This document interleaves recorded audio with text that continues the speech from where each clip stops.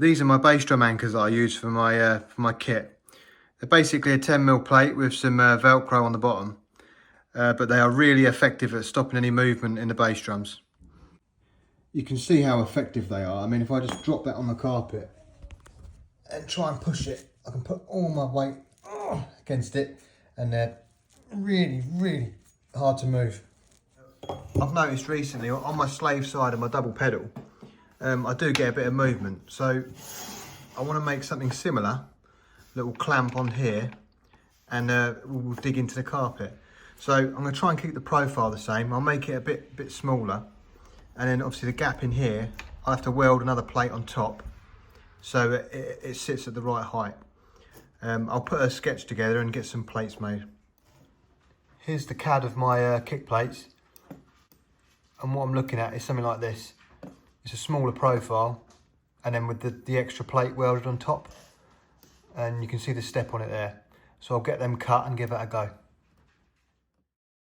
These are the two laser cut plates. You can see I've etched the line on there so I know where to put that top plate. And here you can see where I've cleaned the edges up, just to give it a uniform finish. I just fused this block onto the plate, so I didn't put too much heat on it, but that will hold it fine.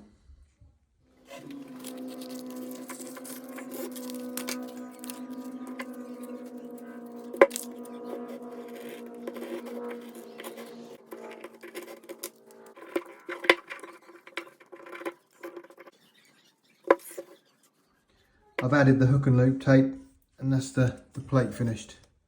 Looks great. As an example of how easy it can move, it's really easy to slide.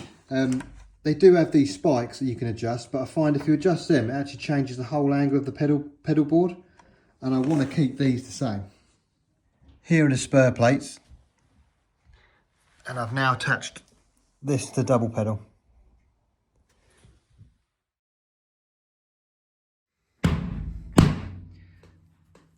I'm putting all the force I can on that left leg, and that is not moving at all.